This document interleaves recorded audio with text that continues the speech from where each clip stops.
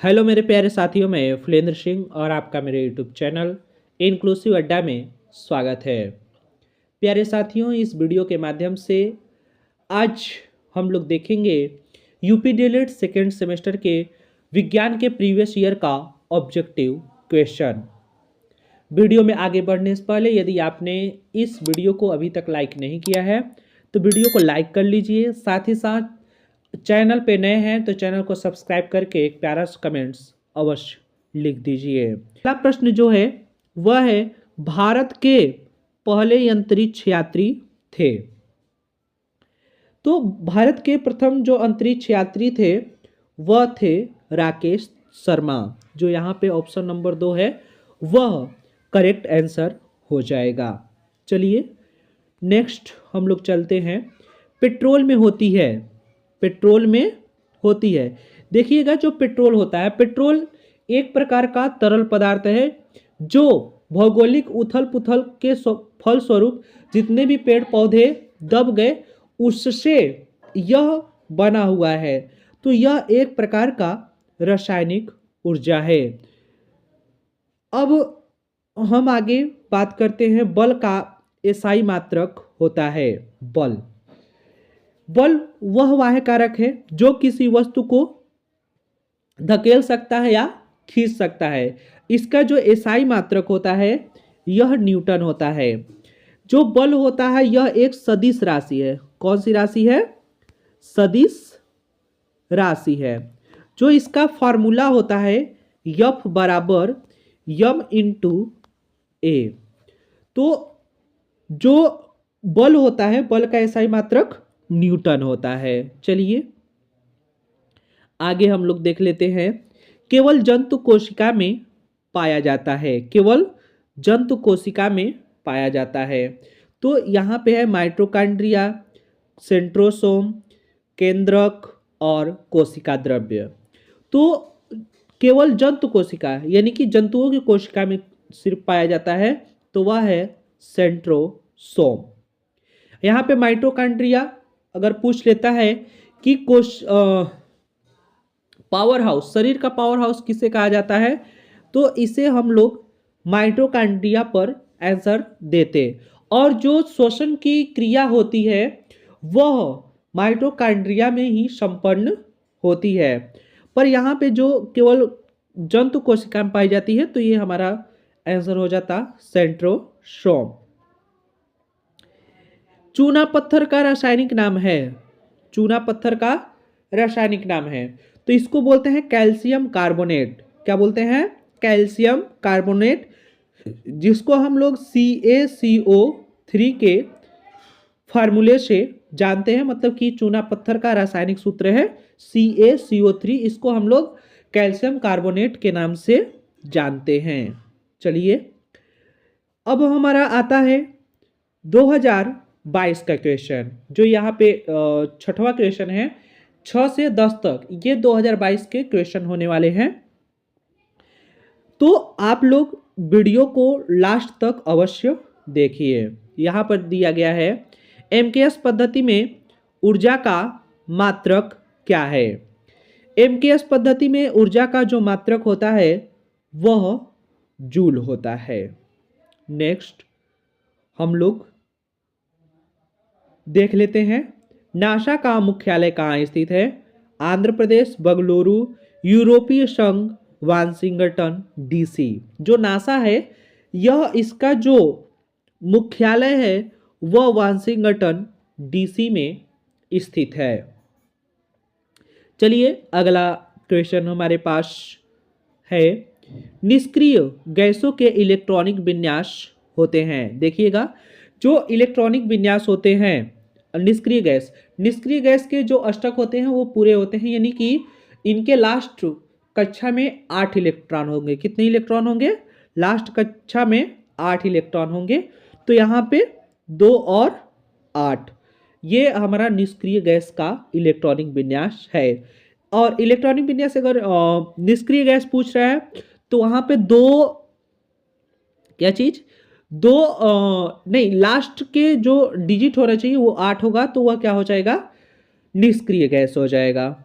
चलिए आगे हम लोग जान लेते हैं जल में घुलनशील विटामिन है। देखिएगा जो विटामिन है, विटामिन एक प्रकार का हमारे शरीर को प्रतिरक्षा प्रदान करता है। जो विटामिन है, विटामिन की खोज फंक ने किया था। किसने किया था? फंक ने किया था। वह भी कब? 1911 ईस्वी में। जो इन्होंने बताया था कि विटामिन घुलनशीलता के आधार पर विटामिन कितने प्रकार के होते हैं? दो प्रकार के होते हैं, एक जल में घुलनशील, एक वसा में घुलनशील। तो वसा में घुलनशील जो विटामिन है, यहाँ पे मैं मेंशन कर देता हूँ, जो वसा में घुलनशील विटामिन है और जल में घुलनशील विटामिन है, आप लोग यहाँ पर देख लीजिएगा। वसा में, तो वसा में कौन कौन से घुल जाते हैं? ए, डी, ई, के, ये वसा में घुलनशील विटामिन है। और वहीं मैं जल में घुलनशील विटामिन की बात करूं, किस में? जल में घुलनशील विटामिन। तो जल में घुलनशील विटामिन है बी और सी। तो यहाँ पे पूछा गया है जल में घुलनशील विटामिन है, तो विटामिन सी जल में घुलनशील विटामिन है। यहाँ पे ए वसा में घुलनशील, डी भी वसा में घुलनशील और के भी वसा में घुलनशील विटामिन। चलिए नेक्स्ट क्वेश्चन हम लोग देखते हैं। यहाँ पे 9वां क्वेश्चन और 10वां क्वेश्चन, जो कि 2022 का यह लास्ट क्वेश्चन है। तंत्रिका कोशिका की विशेषता होती है, ये पुनः निर्मित नहीं होते हैं, इसमें केंद्रक नहीं पाया जाता है, इसकी संख्या उम्र के साथ बढ़ती है, इनका आकार अनिश्चित होता है। तो इसमें सबसे अच्छा जो हमारा उत्तर होता है वह होता है ये पुनः निर्मित नहीं होते हैं। चलिए आगे देख लेते हैं प्रश्न नंबर 10। जूल मात्रक है, क्या चीज? जूल मात्रक है। तो जूल जो मात्रक है यह कार्य का भी होता है और ऊर्जा का भी होता है। तो यहां पे ऑप्शन नंबर 3 हमारा सही उत्तर हो जाएगा। नेक्स्ट हम लोग प्रश्न नंबर 12 पे आते हैं। रबी की फसल।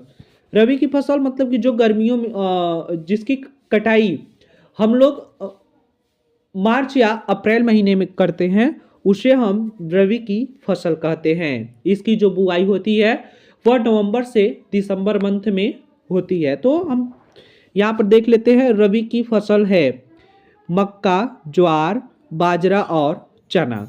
तो यहाँ पे जो हमारा सही उत्तर हो जाएगा वह चना हो जाएगा, क्योंकि यह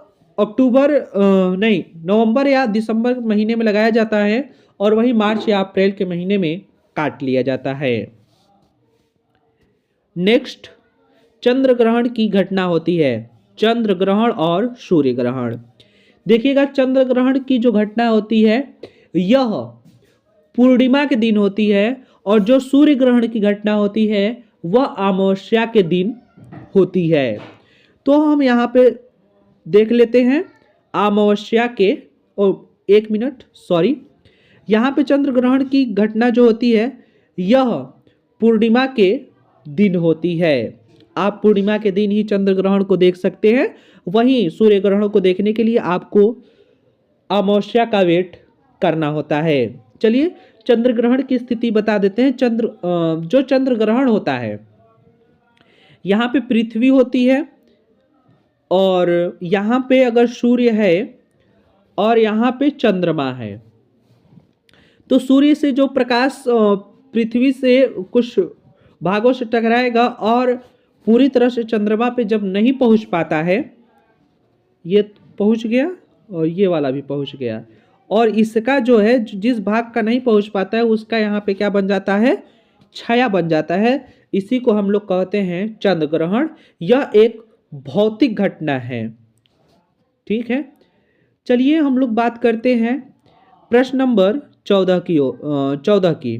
प्रश्न नंबर 14 में है डीपीटी टीके से बचाव होता है। जो डीपीटी टीका होता है यह डिप्थीरिया का, काली खांसी का, टिटनेस का और उपरोक्त तीनों का। तो यहाँ पे जो हमारा सही उत्तर हो जाएगा वह उपरोक्त तीनों का आंसर हो जाएगा। जो डीपीटी का टीका होता है वो डिप्थीरिया के लिए भी लगाया जाता है, खांसी के लिए भी लगाया जाता है और टिटनेस के लिए भी लगाया जाता है। तो ऑप्शन यहाँ पे हमारा जो सही है वह है ऑप्शन नंबर 4 यानी कि उपरोक्त तीनों का। चलिए बात कर लेते हैं CaSO4 में Ca की संयोजकता होती है। तो यहाँ पे Ca की जो संयोजकता होती है +4 होती है। वीडियो में बस इतना ही।